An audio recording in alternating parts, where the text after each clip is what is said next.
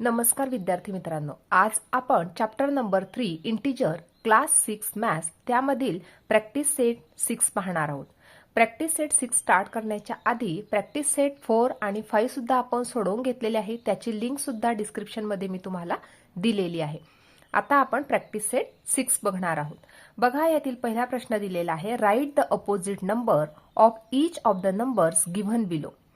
आता या ठिकाणी काही नंबर्स दिलेले आहेत, ह्या नंबर्सचे आपल्याला अपोजिट नंबर लिहायचे आहे।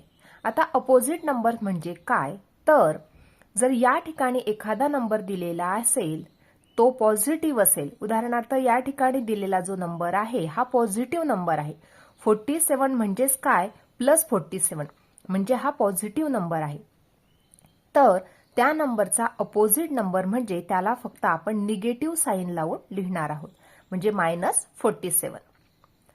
नेक्स्ट बघूया, +52। आता या ठिकाणी सुद्धा हा पॉझिटिव्ह नंबर आहे, याचा अपोजिट नंबर मिळाला आपल्याला -52। नेक्स्ट बघूया, -33। या ठिकाणी हा नंबर सुद्धा निगेटिव्ह नंबर आहे। आता या नंबरचा आपल्याला अपोजिट नंबर लिहायचा आहे, म्हणजे +33 लिहू शकतो, किंवा फक्त 33 जरी लिहिलं तरी सुद्धा ते राईट आहे। आता -84 हा निगेटिव्ह नंबर आहे, याचा अपोजिट नंबर मिळणार आहे +84। नेक्स्ट -21 हा निगेटिव्ह नंबर आहे, याचा अपोजिट नंबर मिळणार 21।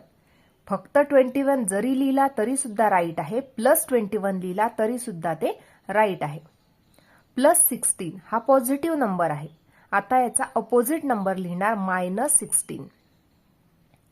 म्हणजे याचाच अर्थ असा की तुम्ही जरी पॉझिटिव्ह नंबरच्या समोर प्लसची साइन लावली तरी चालतं, नाही लावलं तरी चालतं, परंतु जे निगेटिव्ह नंबर्स आहे त्याच्या समोर मायनसची साइन लावलीच गेली पाहिजे। नेक्स्ट नंबर आहे -26। हा निगेटिव्ह नंबर आहे, कारण या ठिकाणी मायनस साइन आहे। आता याचा अपोजिट नंबर मिळणार आपल्याला +26 किंवा फक्त 26 लिहिला तरी चालतो, कारण पॉझिटिव्ह नंबरच्या पुढे आपण प्लस साइन लिहिली तरी चालते, नाही लिहिली तरी सुद्धा चालते। म्हणजे या ठिकाणी +26 लिहा किंवा फक्त 26 लिहा तरी सुद्धा ते आन्सर राईटच आहे।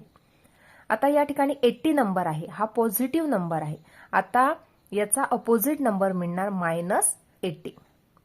अशा प्रकारे आज आपण प्रॅक्टिस सेट 6 कंप्लीट सोडून घेतला आहे। आजचा व्हिडिओ कसा वाटला ते नक्की कमेंट करून कळवा आणि व्हिडिओला लाईक, शेअर आणि सबस्क्राईब करायला विसरू नका मित्रांनो। धन्यवाद।